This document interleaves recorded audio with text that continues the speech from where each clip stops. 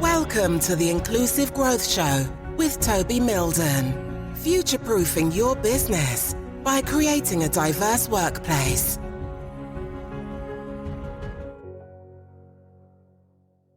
Hey there, thank you ever so much for tuning into this episode of the Inclusive Growth Podcast. I am Toby Milden, and today I'm joined by Christopher Owen. Now, Christopher and I met online through an introduction, and Christopher works for Manchester Pride, and a lot of the work that he does is complementary to the inclusivity work that we do with our clients.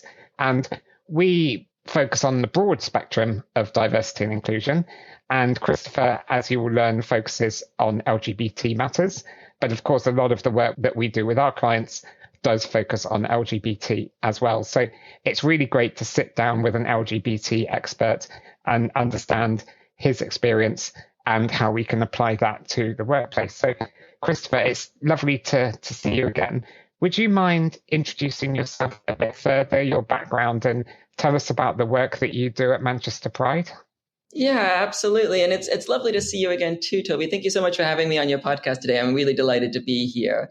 I have a PhD in intersectional systemic oppression, primarily through a framework of Black feminism. So my work historically has been thinking about the root causes of inequality, discrimination, exclusion, mistreatment, harm, and then thinking about what can we do about tackling those issues at the source. So at Manchester Pride, I am the Inclusivity Development Manager. And my job, it's sort of in the title, my job is to support businesses and organizations with developing their inclusivity. So through the All Equals Charter program, I work with businesses and organizations to identify where they're at in their inclusion journey and then figure out where they need to go next and create sort of bespoke action plans with them, especially around intersectional LGBTQ plus inclusion to both support their colleagues, but also their communities in a really meaningful and proactive and productive way. That sounds like what we do. So we help clients look at where they're at in terms of the broader diversity, inclusion, inclusive leadership space and where they want to, and then they're going to how they will bridge that gap as well. So it sounds like you and I are definitely on the same page when it comes to working on this. Would you mind explaining what the All Equals Charter is and its importance for promoting intersectional LGBTQ plus inclusion within businesses and communities? Yeah, so the All Equals Charter is a membership program for businesses and organizations. A charter, the word charter is sort of a written agreement between different bodies. And so we ask organizations to sign the charter, sort of agreeing to a set of principles, values, and commitments, all of which have to do with meaningfully supporting LGBTQ plus communities. Like Manchester Pride, of course, is, people, when they hear Manchester Pride, they might think about the festival in the summer and the big Pride parade and the big party. But Pride itself isn't just an event. It's a global social movement. It's called the Pride movement. And social movements aren't just about celebrating marginalized communities. They're about creating meaningful change. They're about organizing the liberation of marginalized communities. And so the All Equals Charter sort of works a little bit differently in the sense that we are very, very connected and engaged with and in conversation with our intersectional marginalized communities here in Greater Manchester and across the UK. So whether that be through connections with other charities in the same sector or grassroots organizers or individual activists or artists and performers, we're having these conversations regularly about what is going on the ground, what do you need, what does your liberation involve and look like? And then my job is to bring that into organizations and help them understand like authentic inclusion, authentic connections with diverse communities. I think sometimes, and I'm sure you've seen this yourself in your own work, Toby, people will think about diversity as a statistic. They'll just be like, oh yeah, we have this percentage of people of color and this percentage of women and that's it. And they don't actually think about it as like real life human beings with real lived experiences, with experiences that are changing on the regular, depending on how legislation might change, or what the media is paying attention to right now, or what global politics are currently looking at. And so our job here at Manchester Pride is to sort of keep our finger on the pulse And then the All Equals Charter will be quite thorough in the way that it will support organizations with bringing that authenticity into their inclusivity. So we have the membership option, which would include things like accessing resources, connecting with our other members, and really just growing knowledge. But we also have a full accreditation program. So the full accreditation, those are those like lovely little stamps and stickers that people like to put on their website saying like, oh yeah, we're confident in this or we're accredited in that. We have one of those. It's lovely. And I'm all here for the nice, rosy sticker. That's lovely. But actually the really valuable thing that our members get from the accreditation process is that bespoke action plan. So we'll look at everything from policies and procedures, decision-making practices, the workforce, everything from recruitment to training and development and retention, to well-being and happiness, the service delivery and actually like how these organizations are supporting their customers and clients. And then working with partners is our final area. So thinking about networks, contractors, suppliers, connecting with the sector as a whole. And how all of these things are coming from a place of thinking about how do we meaningfully support the liberation of LGBTQ plus communities in an intersectional way. How do we contribute to the modern pride movement? Not just come to the party, but actually contribute to the movement quite meaningfully. That's the key piece of work that we do. But we also offer something where for organizations that maybe aren't ready for that accreditation sticker, who don't want to be assessed yet because they don't have the right policies in place, we have a program called the Getting Started program, which is specifically designed for businesses that just want to get started without any judgment or without any assessment. And it's a very thorough consultative service where we look at, well, what do you already have? What do you need? What are you missing? And then we talk about how to implement it for the very first time. No matter where a business or an organization is at in their inclusion journey, we help sort of our members figure out where they're at, provide them with the knowledge and the resources that they need to move forward, and then support them in making sure that their action plans and the movement moving forward is authentic and meaningful and will actually genuinely bring about the positive changes needed for our marginalized communities. I especially like your point about how organizations keep their finger on the pulse and build those relationships, because we're seeing an incredible amount of transphobia at the moment that's being reported in the news.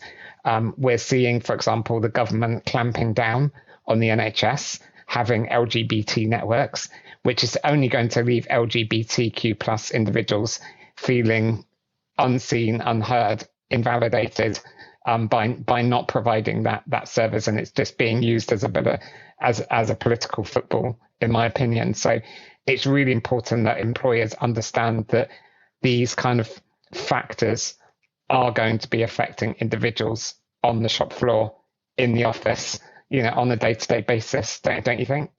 Oh, absolutely. And the attack on trans rights is really, really dangerous, really, really frightening, and currently having consequences. It's not theoretical or abstract. The current consequences are a huge spike in hate crime, a huge spike in mental illness, a huge spike in a lack of access to healthcare, a higher rise in deaths by suicide or attempts of suicide. And so the consequences are really, really severe, and they're happening right now. But a key thing that I think employers are really struggling with is that a lot of transphobia is framed around protecting women and protecting children. And so a lot of employers will think that they either have to support women or trans people. And as they tend to have more women, cis women employees, that then becomes their priority area. And of course, nobody wants to be accused of being a misogynist. And it's quite popular to be a transphobe right now, especially if we're going to delegitimize the identities of trans people and say that they're not real identities, which is something that's happening quite a lot right now. And so one of the things that I do a lot in my work, that I have to do a lot in my work, is helping people understand that trans inclusion will not harm the inclusion and the support of your women colleagues and staff. And in fact, transphobic policies, transphobic legislation, transphobic guidance is deeply, deeply dangerous to cis women and has huge implications for cis women, for LGBT populations. And actually our inclusion and liberation is all interconnected and tied to one another. And so often people will implement transphobic policies or legislation or guidance, because they want to support women, not realizing that they're actually hurting women as well. Could you give me some examples of organizations that have successfully implemented the All Equals Charter and the positive impact that that has had on their business? Yeah, absolutely. So we work with like a wide array of sectors and industries. So I can give you some very different examples. So for example, one of our member organizations is Tameside Council, so a local public body. They've actually, thanks to the recommendations made through their All Equals Charter accreditation, and they achieved our highest level of accreditation at Role Model Standard. They've actually changed sort of like local bylaws to expand their protections in Tameside beyond the Equality Act. So, for example, the Equality Act only protects based off of gender reassignment for trans communities, which actually there's loads of trans and gender diverse communities that don't fit the definition provided in legislation. But in Tameside, they brought into that to just gender identity more broadly, which means that trans communities are safer in Tameside than they're going to be probably anywhere else in the UK. And that's specifically thanks to the All Equals Charter and the recommendations we've given here. Another example is one of our members. They're called Bruntwood. They own property and the commercial property, and they're a national business. And thanks to the recommendations made by the All Equals Charter, they don't just think about LGBTQ plus inclusion and safety with their staff. They also think about it with their customers. And so one of the things that they do is they've trained their staff in how to report hate crime. They've created a program for addressing bullying and discrimination with customers. And if their customers are doing anything that's harmful to LGBTQ plus communities, they now have a procedure on how to address that and how to have those conversations. But they're also working with intersectional community groups. So they're supporting youth programs and arts programs specifically to support LGBTQ plus communities as like a separate initiative as part of their like charitable giving and ESG. So that's all stuff that's developed and grown thanks to the All Equals Charter. I could go on and on and on about our members. We've seen some really brilliant work. The Growth Company, which is a local organization, have done some really amazing work specifically supporting LGBTQ plus businesses with their development and growth. And we're really proud to see. So yeah, it's been about, I think, with all three of those examples, connecting what you're doing internally, the LGBTQ plus inclusion you're doing internally, with what opportunities you have to influence LGBTQ plus liberation externally, and thinking about the communities that you serve, the communities that you work in, and supporting them in a way that you have the resources, capabilities, and skills to support them, and doing that quite meaningfully and intentionally. That's really cool. I know we're not supposed to have favorite clients, but what is one organization that particularly stands out for you that you're really proud about the impact that they've made?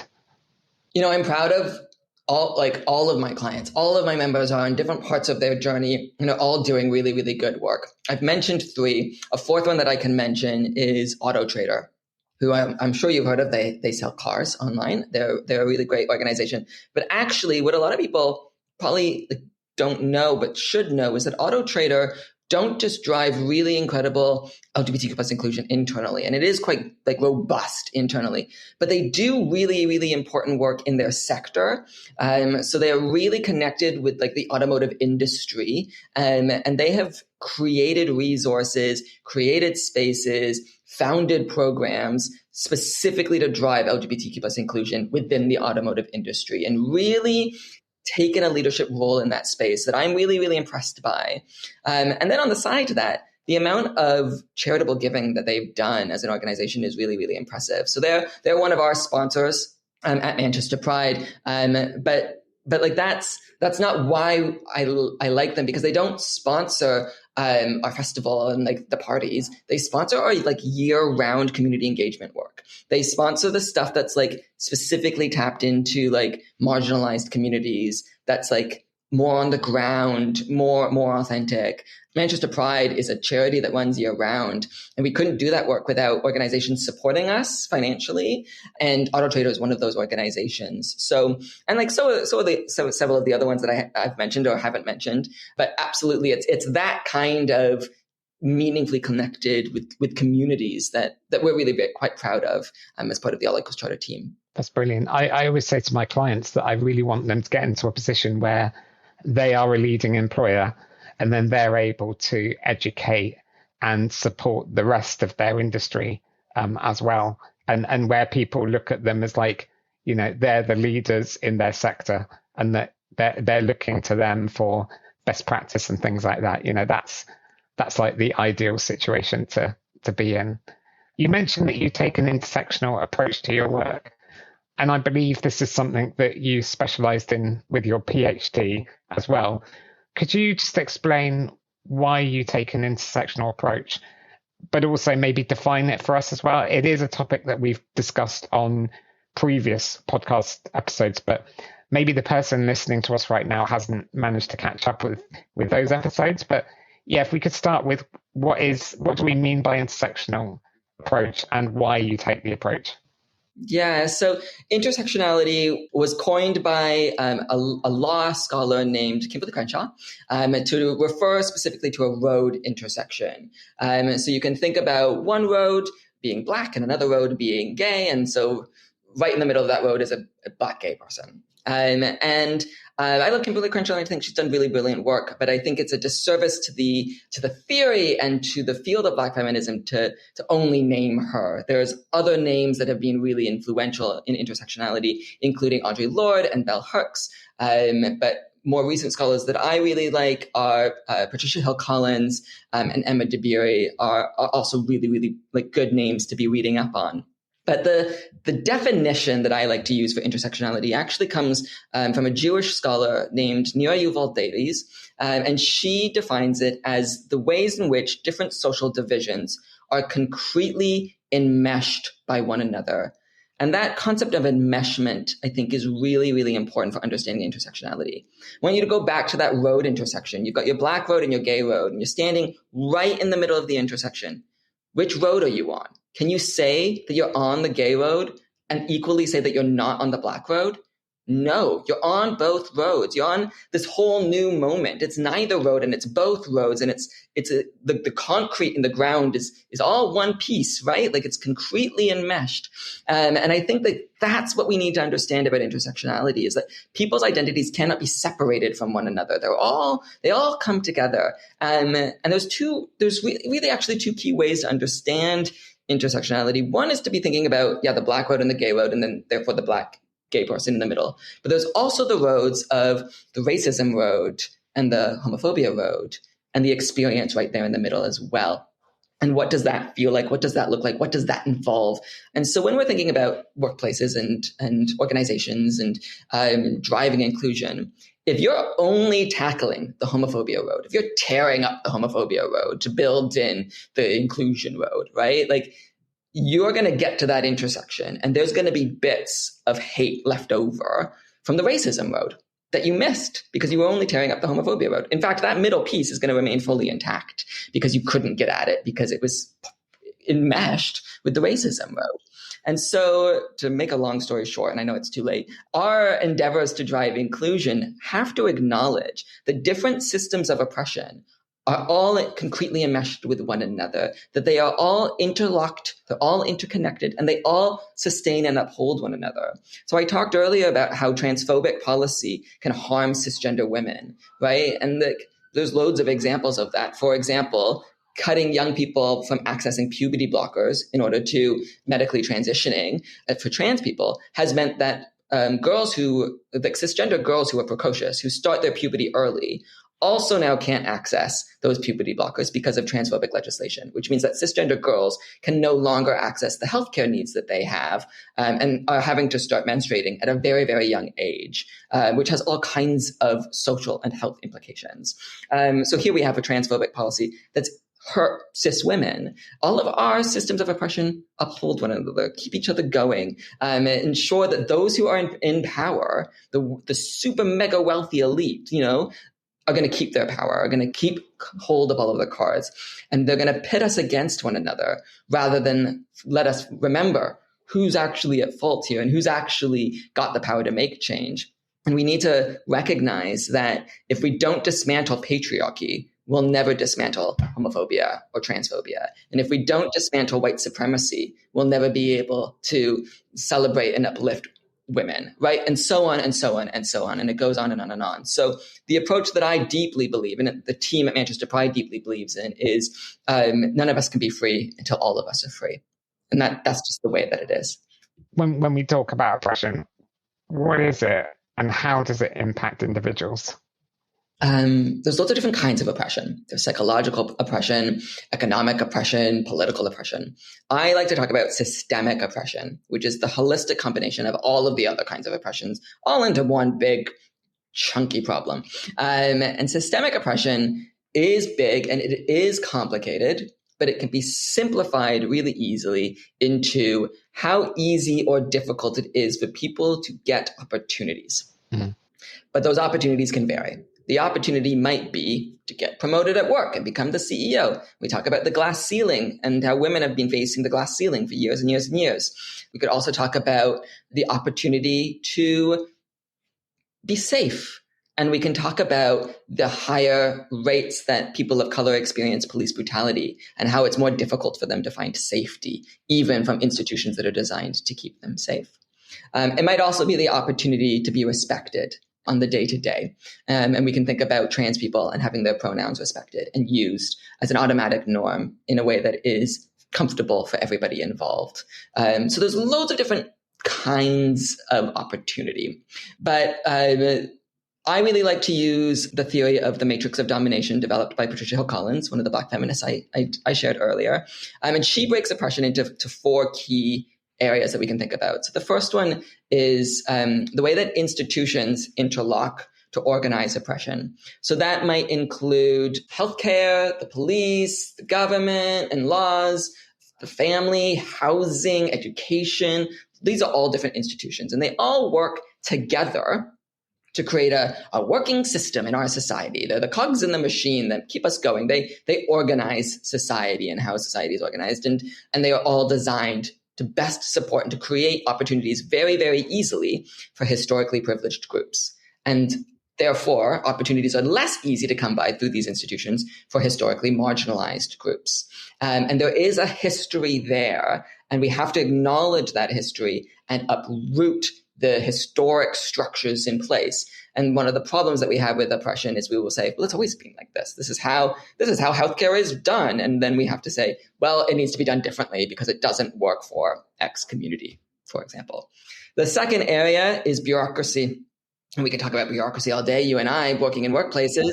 And I'm sure most people listening can think about the ways that bureaucracy is a headache. And the way that you have to fill out the admin forms, and you have to do it correctly, and you have to get it approved by the right person. And all of these annoying, frustrating things that actually just take all of the power out of you. And you can't just make it happen. You've got to go through the right channels and the right people and the right processes. And while bureaucracy can have ways, really important features for protecting communities, it can also function to protect the status quo and to limit the voice and autonomy and power of populations. Bureaucracy's job is to manage oppression and to keep populations subservient to the status quo, docile and obedient to the process, a process that benefits those who already have power. The third area has to do with cultural belief systems and the ways that we justify the harm that we commit to marginalized communities. So, for example, LGBTQ plus people have to come out of the closet, but cisgender and heterosexual people don't have to come out of the closet, right?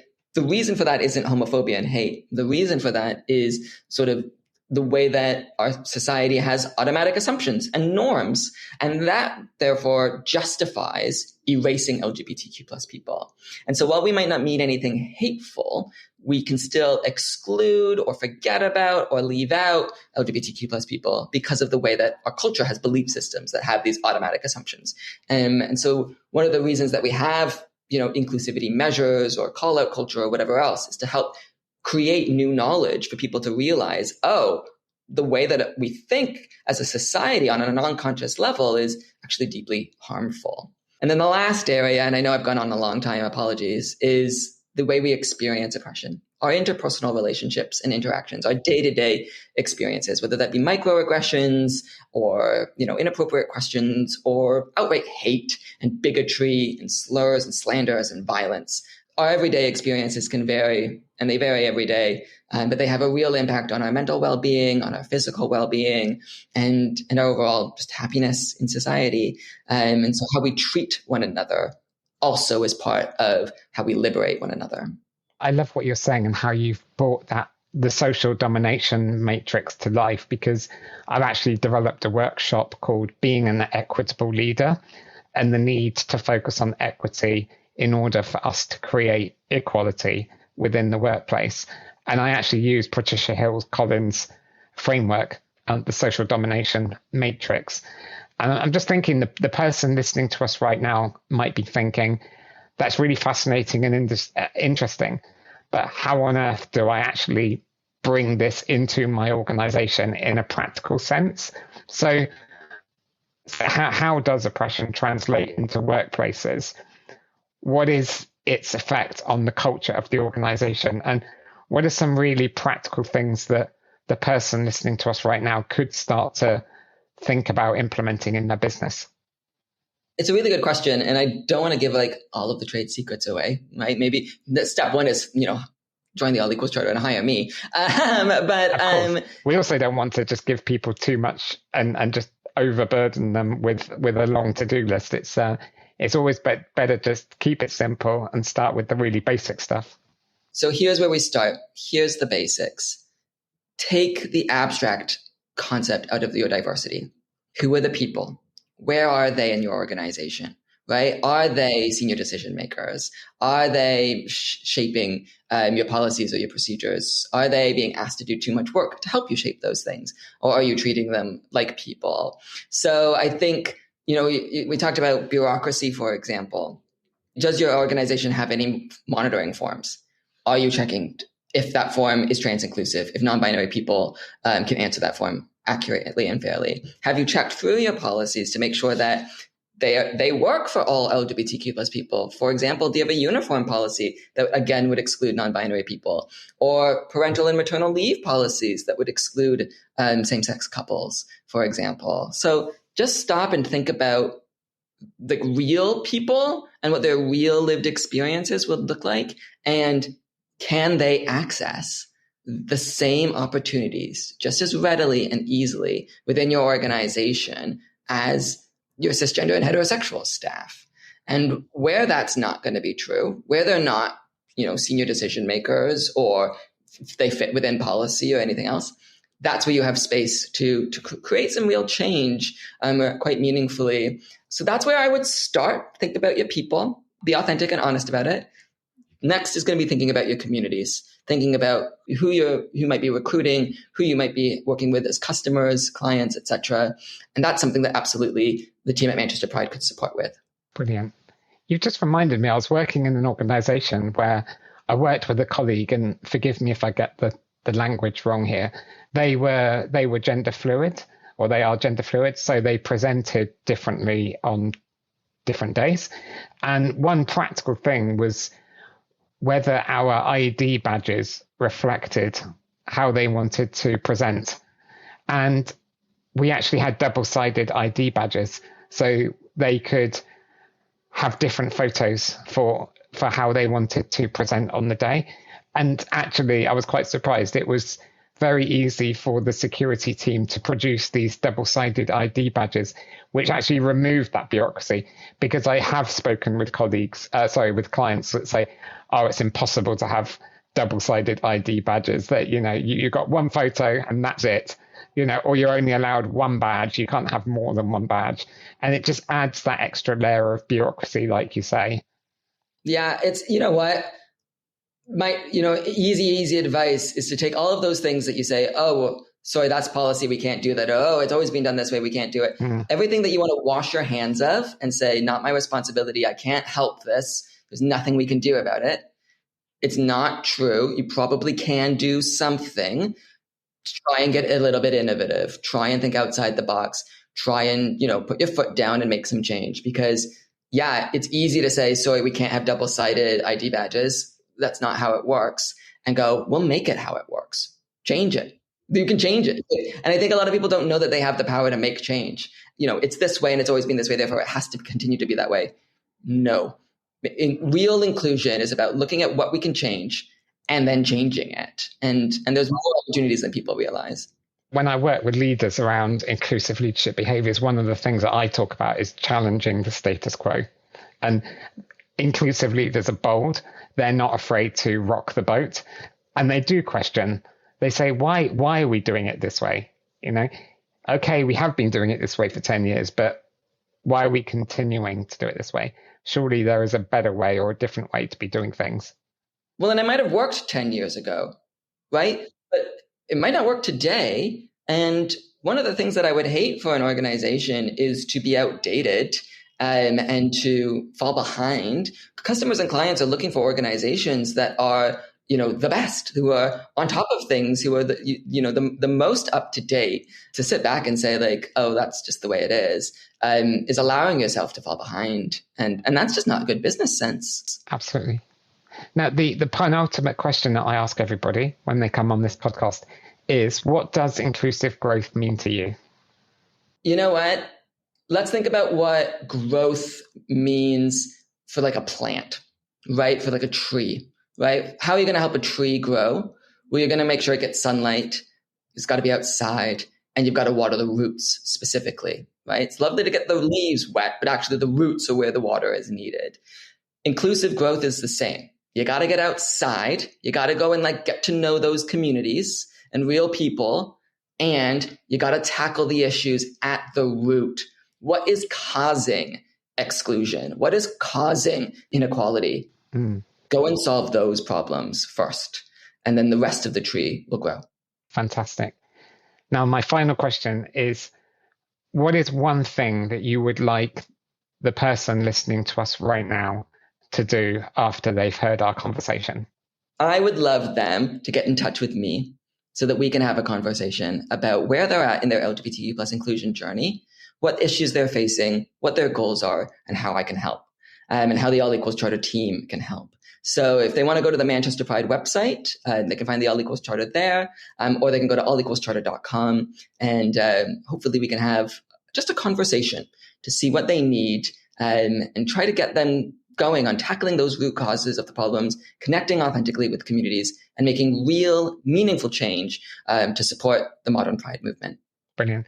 Well, Christopher, thanks ever so much for joining me today. I love just talking to you. All of our conversations that we've had on the podcast and off the podcast are always enlightening. So even today, I've just learned so much from you about systemic change, about applying the power domination matrix within organizations, some really practical things that organizations should do, but how they need to be thinking about that kind of backdrop of the lived experience of LGBTQ plus individuals in today's society. So as always, I've thoroughly enjoyed chatting with you. I'd love to get you back on the podcast where we can talk about another topic. So thanks very much. Oh, the feeling is entirely mutual, and it's always a pleasure to speak with you. I've really enjoyed being on your podcast today, and I hope to have the chance again in future. Thank you so much, Toby. Thanks, Christopher. And thank you for tuning into today's episode with Christopher and myself. Hopefully you've taken away some really insightful information, and you've taken away some practical hints and tips that you can start applying within your organization. As Christopher says, please do get in touch with him through the Manchester Pride website. It is worth looking at the charter and seeing whether your organization should sign up to that charter. I would highly recommend it. Christopher is a great person to work with, so it will add immense value to your organization. So please do reach out to Christopher and get the support from him and his team. So thanks ever so much for tuning in, and I look forward to seeing you on the next episode, which will be coming up very soon. Until then, take good care of yourself. Goodbye. Thank you for listening to the Inclusive Growth Show. For further information and resources from Toby and his team, head on over to our website at milden.co.uk.